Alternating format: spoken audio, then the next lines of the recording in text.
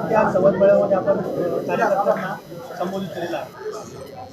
15 तारखेला संपूर्ण महाराष्ट्रामधल्या सर्व महानगरपालिकांच्या निवडणुकीसाठी मतदान होणार आहे आणि गेले काही वर्ष स्थानिक स्वराज्य संस्थांच्या सगळ्या निवडणुका पुढे ढकलून भाजप सरकारने अनेक ठिकाणी सर्व ठिकाणी प्रशासक बनवल्यामुळे लोकांचा आपल्या विकासावरती जो हक्क आहे, विकासाला दिशा देण्याचा जो अधिकार आहे, तो इथल्या भाजप सरकारने काढून घेतलेला आहे. आणि त्याच्या पार्श्वभूमीवर आत्ता महानगरपालिकांच्या निवडणुकांमध्ये वंचित समूहांच्या मागण्यांना न्याय मिळणं आणि ती कोंडी फोडणं हे आमच्या दृष्टीने महत्त्वाचा मुद्दा आहे. आणि त्याच्यासाठी कार्यकर्त्यांना थोडं मार्गदर्शन करणं, कार्यकर्ते आत्ता लागलेल्या नगर परिषदांच्या निवडणुकामुळे उत्साहात आहे, पण त्यांना थोडीशी दिशा देणं हा उद्देश होता. काय आपलं अलायन्स संदर्भात काय चर्चा चालू आहे? नाशिकच्या निवडणुका आम्ही स्वतःच्या पायावरती लढवणार आहोत. आत्ता महाराष्ट्रभर ज्या नगर परिषदांच्या निवडणुका झाल्या त्याच्यामध्ये जवळजवळ 68 नगरसेवक आणि 2 नगराध्यक्ष स्वबळावरती निवडून आलेले आहे आणि त्यामुळे आत्ता कार्यकर्त्यांचा आत्मविश्वास हा निश्चितपणे वाढलेला आहे. काय अलायन्स संदर्भात चर्चा चालू होती, नेमकं काय कारण होतं का त्या संदर्भात? आपली महाविकास आघाडीमध्ये चर्चा सुरू आणि आपण महाविकास आघाडीबरोबर कुठलीही चर्चा चालू नव्हती. आम्ही गेले 2 महिन्यापासून असं सांगितलेलं होतं की दरवेळेला भाजपला पराभूत करा असे हाकाटी पिटली जाते. आमचं म्हणणं असं होतं की भाजपला हरवणं ही केवळ वंचित समूहांची जबाबदारी नाही आहे, तर ती इथल्या प्रस्थापित समाजाची जबाबदारी आहे.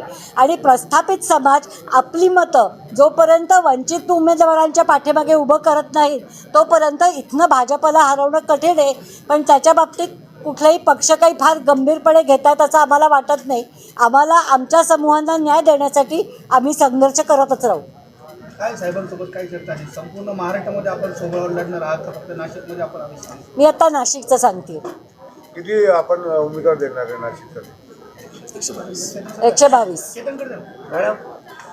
डिजिटमध्ये नाही. प्रॉब्लेम असा होता की वंचित बहुजन आघाडी जर महाविकास आघाडी सगळे एकत्र लढत असतील तर समसमान पातळीवरती जितके पक्ष डिवायडेड व्हाय तितक्या जागा, ही आमची पहिल्यांदी मागणी होती. सत्तेपेक्षा बाळासाहेबांचं धोरण होतं की आम्हाला सन्मान महत्त्वाचा आहे. तो सन्मान द्यायला पहिल्यापासून ते तयार नव्हते. आणि आत्ताच्या मितीला पोझिशन अशी होती की आम्ही ज्या नेत्यांसोबत चर्चा करत होतो ते विनायक पांडे असतील, दिनकर पाटील असतील, शाहू खैरे असतील, हे सगळेच महाविकास आघाडीचे नेते भारतीय जनता पार्टीने गळाला लावल्यामुळे आता महाविकास आघाडीकडे नेतेच शिल्लक नाही की आम्ही त्यांच्याशी बोलणी करू. म्हणून आम्ही आज हा निर्णय घेतलेला आहे. किती जागा लढवणार? 122 122 लागेल. काय आमदारकीला आपण मुशीर साहेबला तिकीट दिला होता मध्य नाशिकमधून, त्यांच्यासाठी काय? मुशीर सय्यद आजही संपर्कात आहेत. आजही त्यांचं बोलणं आहे वंचित बहुजन आघाडीसोबत लढण्यासाठी ते इच्छुक आहेत. परंतु स्थानिक कार्यकर्त्यांशी संवाद साधल्यानंतर त्यांच्याबद्दलची जी काही भूमिका कार्यकर्ते बोलत आहेत त्या संदर्भाने पक्ष लवकरच विचार करेल.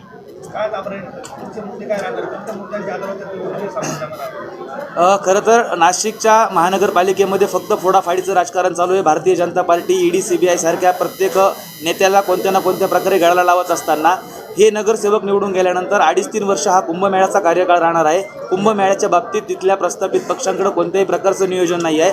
आरोग्याच्या व्यवस्था, शिक्षणाच्या व्यवस्थेत आमचा हा महानगरपालिकेमध्ये हा जाहीरनाम्याचा प्रमुख विषय राहणार आहे की नाशिक महानगरपालिकेमध्ये राहणाऱ्या नागरिकांना, मतदारांना कुंभमेळ्याच्या कार्यकाळामध्ये त्यांच्या दैनंदिनीमध्ये कुठलाही बदल घडू देणार नाही असं व्यवस्थापन आम्ही नाशिकमध्ये करू. ह्या अजेंड्यावरती आम्ही निवडणुका लढवणार आहोत.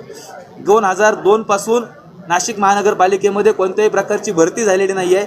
ती सफाई कामगारांची असेल, घंटागाडी कामगारांची असेल, या सगळ्या भरत्या करण्याचा कामाचा जाहीरनामा आम्ही वंचित बहुजन आघाडीच्या वतीने ठेवणार आहोत.